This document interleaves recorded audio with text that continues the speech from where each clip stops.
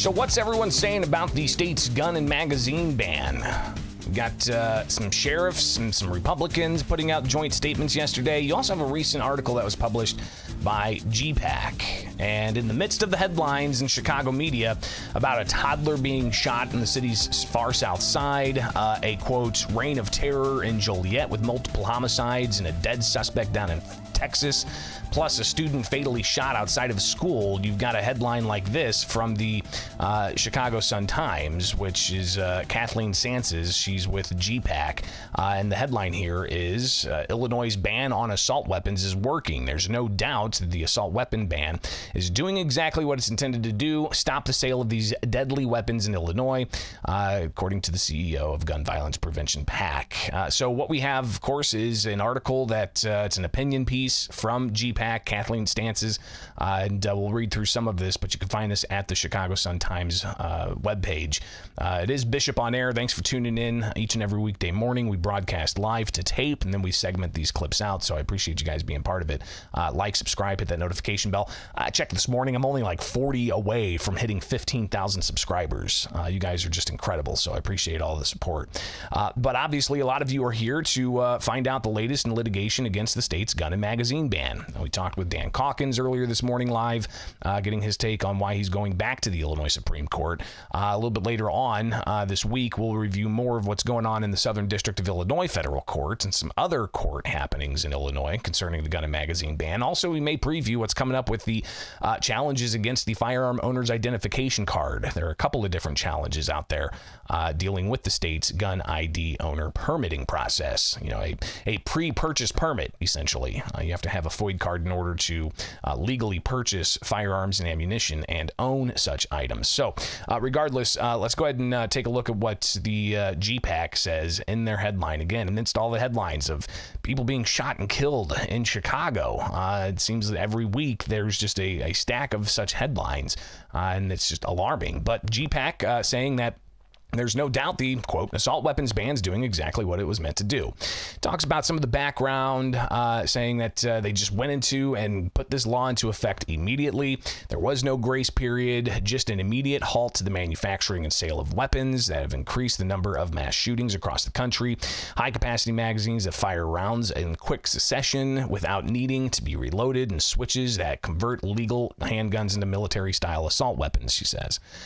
They also go on to talk about how they know it's working because they indicate through research that they provide, Gun Violence Archives shows 10% fewer mass shootings in Illinois between 2022 and 2023. So they're indicating that's because there's no longer sales of, quote, assault weapons in Illinois. They also talk about how gun dealers complying with the ban, because evidence news stories, they're losing revenue, and they highlight that. They also go on to talk about in the weeks in the head, you have all of the action of the Joint Committee on Administrative Rules approving those permanent rules. But as we reviewed, while they did approve the permanent rules, there's an official objection on the books saying that the Joint Committee on Administrative Rules does not support the rules because they're confusing. It's merely just an objection on paper, but that could be something that the courts look at and say, look, the legislative body that oversees these rules says they're confusing. But they go on to also in the opinion piece in the Chicago Sun-Times from Kathleen Sances from GPAC, the gun control lobby. They say the gun lobby doesn't want to talk about the immediate success of the assault weapons ban. Instead, it's using extremists like Darren Bailey to tell people to break the law and not comply in a flurry of bullets, no less. So you've got the kind of back and forth here that I'm highlighting with GPAC making their statements in the Chicago Sun-Times, but elsewhere you've got statements that are being made by state representatives, and including a joint statement that was released by Springfield Republican State Representative Mike Coffey, who put out this joint statement yesterday showing that Illinois sheriffs are not going along with the gun ban. So I'll just read this to you. As the Illinois gun ban continues to rattle by lawsuits, more law-abiding citizens and sheriffs are taking a stand against the law. State Representative Mike Coffey, Republican of Springfield, agrees with Sangamon County Sheriff Jack Campbell's opposition to the law due to adherence to the Constitution and ineffectiveness of the law. The gun ban is nothing more than legislation passed for political gain and influence, Coffey said. Our Second Amendment protects law-abiding citizens from government overreach, and I believe the gun ban does not make Illinois any safer.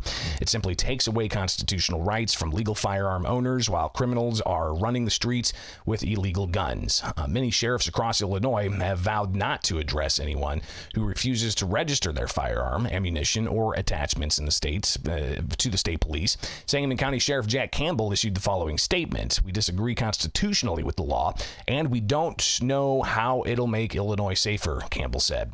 "Our plan moving forward is to use discretion and to educate the people of what the law says."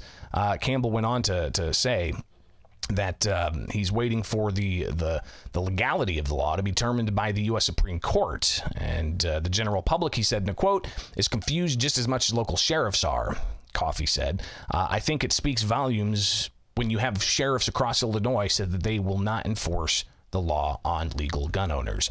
So that's a joint statement that was released by Mike Coffey, a Republican state representative, along with the sheriff of Sangamon County, which is where Springfield's at. So that's interesting to see. Again, the back and forth. Now you've got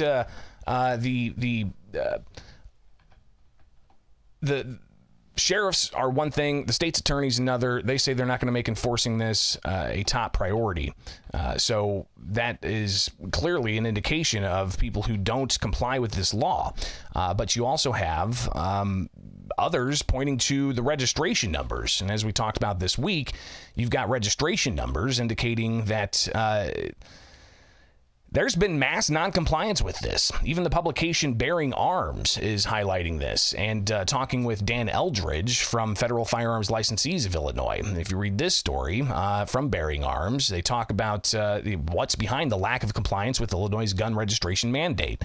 It goes on to highlight some of the speculation from Eldridge showing that if you extrapolate different types of data, then you're going to find that it's less than 5% have complied. So not the 1.4%, but less than 5% when you really extrapolate that data out. So, obviously there's indication that you've got a whole host of people who've said that they're just not going to comply with this law.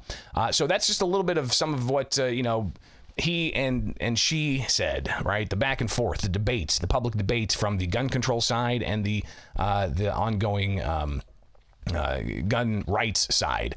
But all of this even gets all the way up to President Joe Biden, who recently made these comments, which has raised a lot of people's ears to be like, well, what exactly is he going on about here? And I love people who say, the blood of liberty, the tree of liberty is watered with the blood of patriots. Well, guess what, man? I didn't see a whole lot of patriots that are out there walking around making sure that we have these weapons. Well, and if you really want to worry about the government, you need an F-16. Again, the president saying, can't get the quote right, the tree of liberty needs to be watered with the blood of patriots and tyrants alike, I think is more of a correct paraphrase of that quote. Who did that? Maybe some of you guys know who did that. Was it Thomas Jefferson who said that? The tree of liberty needs to be watered with the blood of tyrants and patriots alike, I think. And I think that's somewhat the saying. But either way, people in the live chat could probably fact check me on the who said that and what exactly that quote was. But it obviously was not this quote that President Biden said. The blood of liberty, the tree of liberty is watered with the blood of patriots. Well, guess what, man? I didn't see a whole lot of patriots that are out there walking around making sure that we have these weapons. Well, and if you really want to worry about the government, you need an F-16. And I love people who say, you need an F-16 if you really worry about the government. And we can find archived quotes from, Al Sharpton talking about, hey, the government has drones now. Why do you need guns? Why do you need 100 rounds to shoot a deer? The government has drones. So, again, where we're at in the debate about the Second Amendment, which some see as a fundamental civil liberty. It's right there next to the First Amendment. Others see it as something that's just on paper and it's time to change. But clearly, we'll see ultimately how this all plays out. And another thing, too, which is also fascinating, what's going on over in Australia. This is a wild story that recently was recorded out of Australia, highlighting the gun confiscation that's going on over there, and just a little blip of a news story over from Australia. By a long shot. Oh, wow. The police reaction. Seeing the secret entrance revealed to a gun lover's treasure trove. Officers finding a range of weapons at the property, handguns, shotguns, more than 1,000 rounds of ammunition, plus a workbench equipped to modify firearms, even an underground shooting range, complete with pulley system to set the target. A bunker, an underground shooting range, an arsenal of high-powered firearms, right in suburban Perth. It's just incredible. The stash also included a .50 caliber rifle with ammo, a weapon designed to penetrate armoured vehicles. Again, you can watch more of that just searching for this particular video. But Australian news highlighting gun confiscation because they don't have a Second Amendment down there in Australia, and apparently these firearms were owned by a former prized fighter. So fascinating to see all of that. So again, where we're at in the debate of the Second Amendment here in the United States, how it's being viewed by both sides of the argument in this country, but also how others in other countries are treated. Rather interesting to see that, no question. All right, it is Bishop on Air. Make sure to like, subscribe, follow along, and check me out on X, on Facebook, and we can connect that way, all right? Appreciate you guys being here each and every weekday morning.